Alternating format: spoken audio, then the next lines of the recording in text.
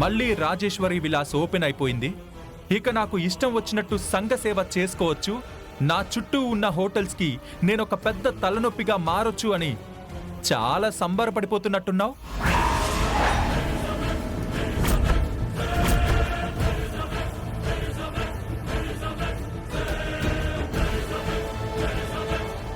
నా సంబరం వెనకాలన్న సంకల్పం మీరు ఎప్పటికీ అర్థం చేసుకోలేరేమో రుద్రగారు. ఎందుకు అర్థం కాదు ఈశ్వరి? ఆశయం పేరుతో ఆకాశం వైపు ఎదగాల్సిన జీవితాన్ని పాతాళం వైపుకి ప్రయాణించేలా చేస్తున్నావు. అదేగా నీ సంకల్పం, అదేగా నీ అర్థం లేని ఆశయం. మీరు అర్థం చేసుకున్నది అంతే, అంతటితో వదిలేయండి. నాన్న రుద్ర, ఈ సమస్యకి పరిష్కారం దొరకాలంటే ఎవరో ఒకరు వెనక్కి తగ్గాలి. ఆ తగ్గేదేదో నువ్వే తగ్గొచ్చు కదా. ఈశ్వరి తెలివిగా ప్రవర్తిస్తే తన ముందు తగ్గేవాణ్ణమ్మా, కానీ మూర్ఖంగా ప్రవర్తిస్తుంది. నేను తగ్గితే ఆ మూర్ఖత్వం ముందు తల వంచినట్టవుతుంది. మా అమ్మ ఆశయాన్ని నిలబెట్టాలనుకోవడం మూర్ఖత్వమా? చూడీశ్వరి, వ్యాపారం అంటే వ్యాపారమే. దానికున్న విలువలను తీసి పారేశావు. దానిని ఎంత గౌరవించాలో అంత గౌరవించడం మర్చిపోతున్నావు. అందుకే వ్యాపారాన్ని సేవగా మార్చి రోడ్డు మీద పడుతున్నావు. దానివల్ల నువ్వు లాభపడకపోగా నీ చుట్టూ ఉన్న వాళ్ళని కూడా నష్టపోయేలా చేస్తున్నావు. అసలు ఆ రాజేశ్వరి విలాస్ వల్ల ఏం ఉపయోగం ఉందని దానికోసం అంత పడిచేస్తున్నావు. ఇప్పుడు రాజేశ్వరి విలాస్ వల్ల మీరే నష్టపోతున్నారు.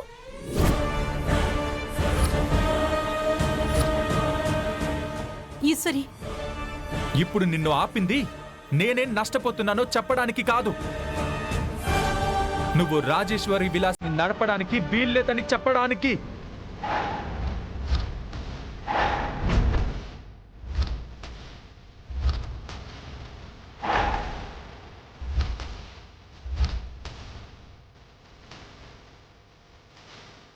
రాజేశ్వరి విలాస్ ని నడపకుండా నేను బ్రతికి ఉండలేను. దయచేసి ఈ విషయం గురించి ఎక్కువగా చర్చించి మరిన్ని విభేదాలు రానివ్వకండి. అవన్నీ అనవసరం. నువ్వు రాజేశ్వరి విలాస్ నడపడం నాకు ఇష్టం లేదు. నువ్వు దాన్ని వదిలేస్తావా లేదా?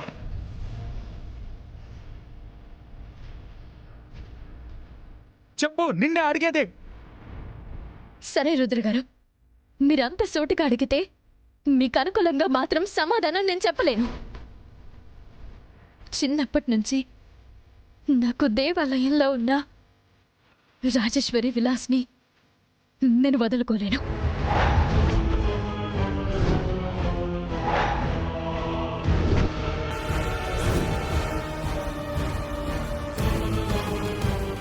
సరే అయితే, నువ్వే ఇంత పొగరుగా ఉన్నప్పుడు నేను కూడా నా పంతాన్ని తగ్గించుకోలేను. ఇప్పుడు చెప్తున్నాను, విను. భార్యగా నా మాట వినలేనప్పుడు, నా మాటని గౌరవించలేనప్పుడు ఈ ఇంట్లో ఉండడానికి కూడా నీకు అర్హత లేదు.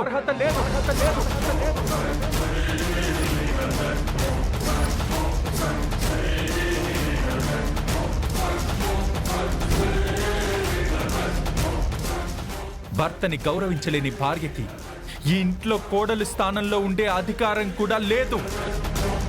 వెంటనే ఇంట్లోంచి వెళ్ళిపో.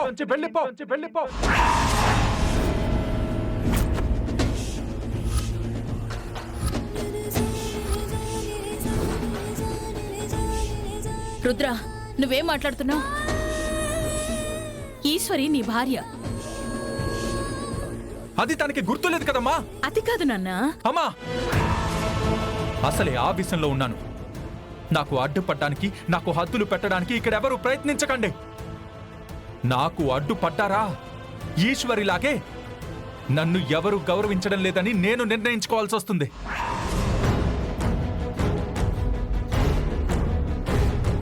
అవసరం లేదు రుద్ర గారు. నా గురించి ఎవరు ఆలోచించాల్సిన అవసరం లేదు.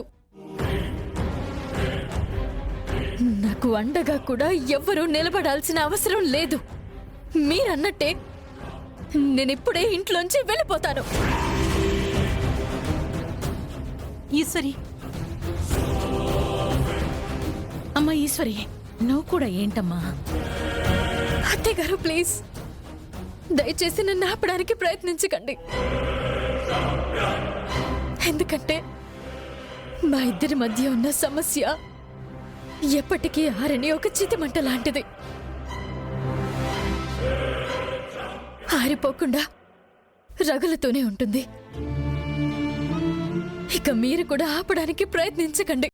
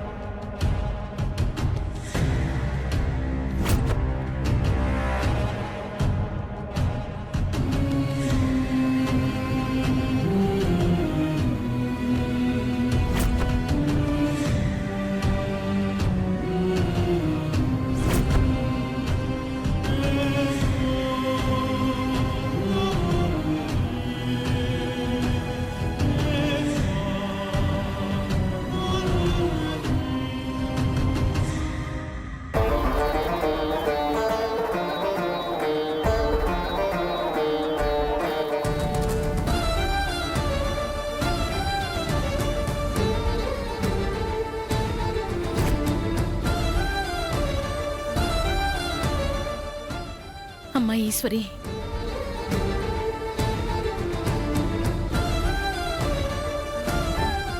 మరొక్కసారి ఆలోచించు. కోపాలు పెంచుకోవడం, కాపురంలో కల్లోలాలు సృష్టించుకోవడం సులువే. కానీ వాటి వల్ల ఏర్పడ్డ అగాధాలని పూడ్చడం కష్టం. నా మాట వినమ్మా. అగాధం ఎప్పుడో ఏర్పడిపోయింది అత్తయ్య గారు. పూడ్చడం వీలు కాదని మీరే అంటున్నారుగా. ఇక పూడ్చడానికి ప్రయాసపడకండి. అమ్మా ఈశ్వరి, తొందరపాటు నిర్ణయాలు జీవితానికి చేటు చేస్తాయి తప్ప మేలు చెయ్యవు. ఇది తొందరపాటు నిర్ణయం కాదు పెద్దమ్మా, తప్పనిసరిగా తీసుకోవాల్సిన నిర్ణయం. అమ్మా ఈశ్వరి, గడప దాటి వెళ్ళాక గుండె పగిలేంత బాధే మిగులుతుందమ్మా. నా ఆశలకి ఆశయాలకి అడ్డొచ్చే మనుషుల మధ్య బ్రతకడమే నా గుండెకి అతి పెద్ద గాయం పెదనాన్న.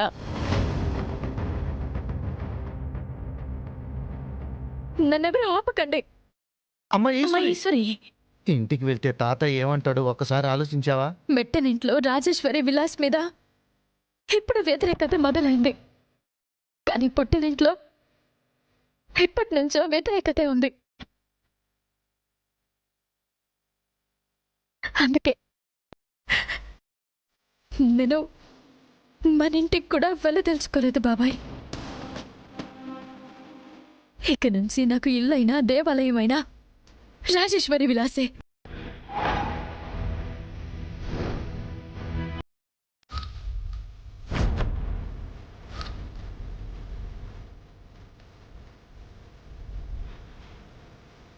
ఈశ్వరి, ఈశ్వరి, ఈశ్వరి, అమ్మా ఈశ్వరి, ఈశ్వరి నా మాట వినమ్మా.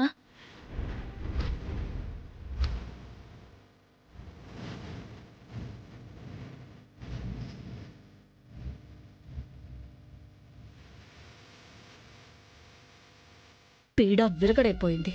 ఇక ఇంట్లో ఆధిపత్యానికి మనం చక్రం తిప్పాలి. ఆ తిప్పుడేదో త్వరగా మొదలుపెట్టమ్మా, లేకపోతే ఆ రుద్రగాడి మోచేతి నీళ్లు తాగుతూ ఇంకెన్నాళ్ళు? డోంట్ వరీరా, నువ్వు రాజులా బ్రతకడానికి రహదారులు నేను వేస్తాను కదా.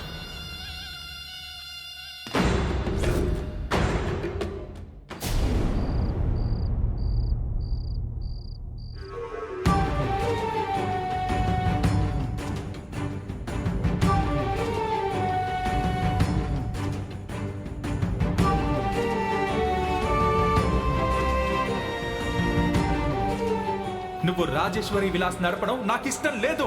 నువ్వు దాన్ని వదిలేస్తావా లేదా? భర్తని గౌరవించలేని భార్యకి ఈ ఇంట్లో కోడలు స్థానంలో ఉండే అధికారం కూడా లేదు. వెంటనే ఇంట్లోంచి వెళ్ళిపో.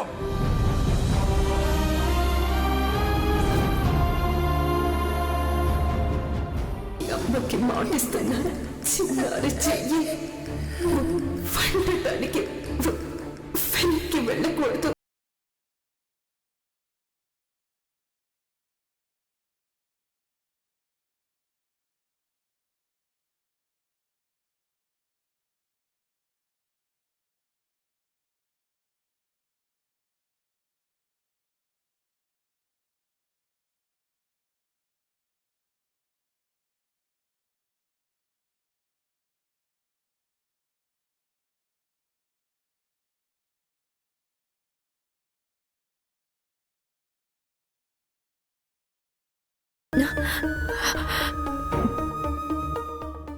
ఏం లేదు చాచా,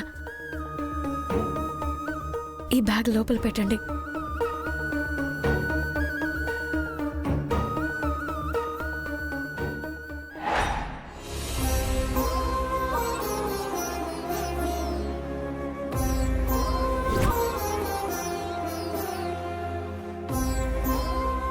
అమ్మా, నీకిచ్చిన మాటని నిలబెట్టడం కోసం నేనెప్పుడూ వెనకడుగు వేయలేదు. ఎప్పుడు ఏ ఎదురు దెబ్బకి లొంగిపోలేదు. ఎలాంటి పరిస్థితుల్లోనూ కృంగిపోలేదు. ఎప్పుడు కూడా నీ ఆశయం నెరవేర్చడం కోసం నన్ను కిందకి లాగే పరిస్థితులతో రాజీ పడదలుచుకోలేదు. అందుకే ఇంత పెద్ద నిర్ణయం తీసుకున్నాను. నేను బ్రతుకున్నంత వరకు నీకిచ్చిన మాట ఎట్టి పరిస్థితుల్లోనూ తప్పడము జరగదు. ఈ బాధ్యతని నా భుజాల మీద నుంచి ఎప్పుడూ దించడము జరగదు.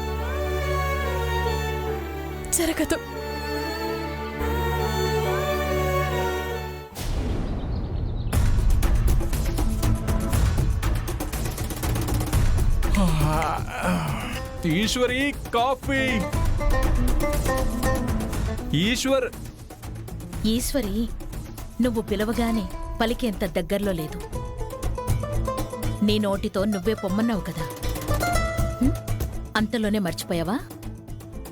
భర్తని గౌరవించలేని భార్యకి ఈ ఇంట్లో కోడలు స్థానంలో ఉండే అధికారం కూడా లేదు. వెంటనే ఇంట్లోంచి వెళ్ళిపో. మీరన్నట్టే నేనిప్పుడే ఇంట్లోంచి వెళ్ళిపోతాను.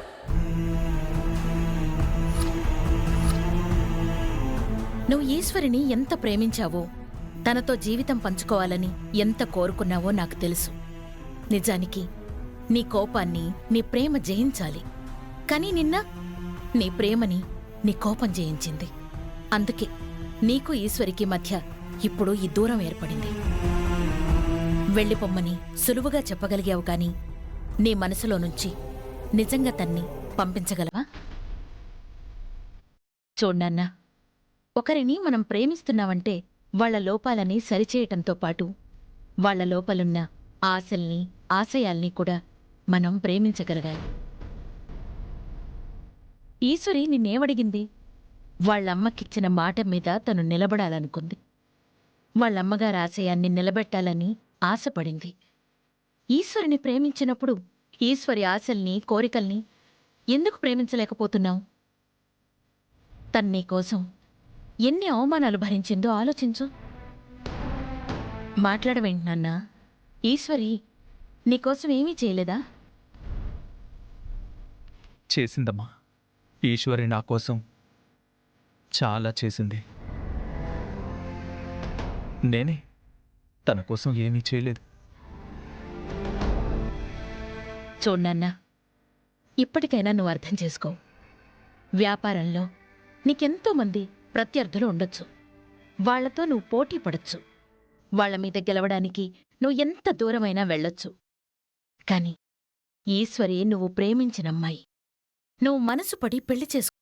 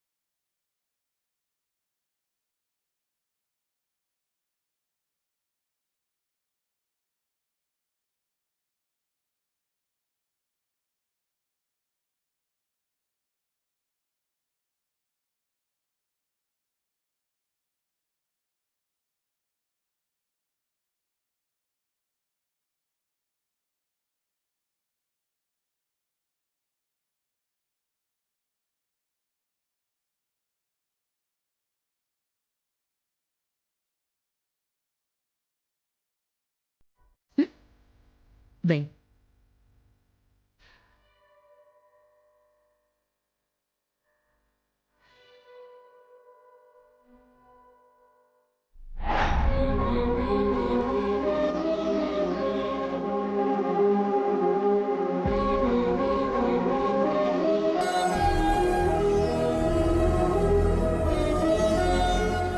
అరే, ఛార్జింగ్ తక్కువ ఉన్నట్టుంది.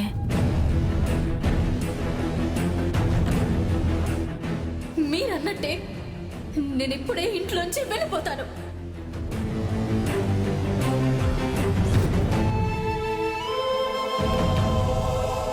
సారీ ఈశ్వరి, నేను నీతో అంత కఠినంగా ప్రవర్తించకుండా ఉండాల్సింది. అంత కాని దానిలా వెళ్ళిపోమ్మనకుండా ఉండాల్సింది. హోటల్ గురించి ఆలోచిస్తూ నిన్ను కూడా దూరం చేసుకోవడానికి సిద్ధపడ్డానంటే నా మీద నాకే చాలా చిరాగ్గా ఉంది. I'm very sorry Eshwari.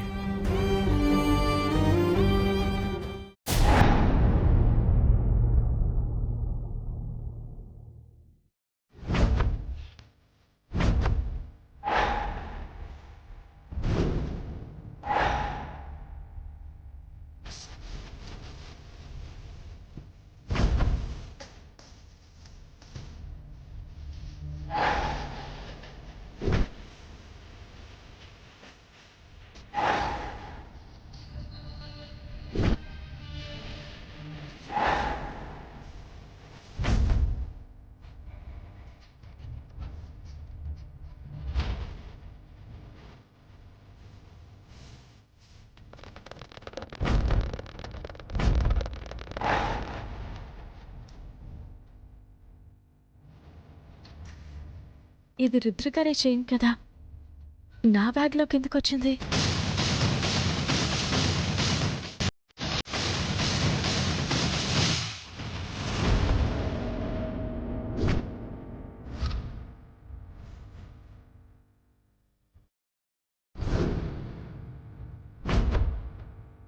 Annapurnamma photo ఈ రూమ్లో ఎందుకుంది? అమ్మా! అమ్మా, రుద్రగారి లాకెట్లో మా అమ్మ ఫోటో, నా చిన్నప్పటి ఫోటో ఎందుకున్నాయి? అసలు నా చిన్నప్పటి ఫోటో రుద్ర గారికి ఎక్కడిది? అమ్మా అమ్మా అమ్మా అమ్మా అమ్మా అమ్మా ఏంటన్నా? ఏమైంది? ఎందుకంత కంగారు పడుతున్నావు? ఈ ఫోటో చూడు.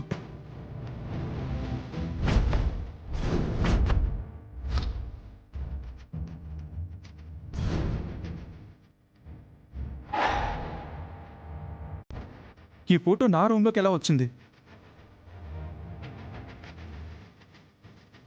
ఏంటి? అన్నపూర్ణమ్మ ఫోటో నీ రూమ్లో ఉందా? అవునమ్మా. ఈ ఫోటో కనిపించగానే నేను ఇంతే షాక్ అయ్యాను. అసలు ఈ ఫోటో నా రూమ్లోకి ఎందుకు వచ్చినట్టు? నీ రూమ్లో ఏ వస్తువైనా అయితే నీదవ్వాలి, లేకపోతే ఈశ్వరిదవ్వాలి. ఈ ఫోటో గురించి నీకు తెలియనప్పుడు ఇది ఈశ్వరిదే అయ్యుండాలి. కానీ అన్నపూర్ణమ్మ ఫోటో ఈశ్వరి దగ్గర ఎందుకున్నట్టు?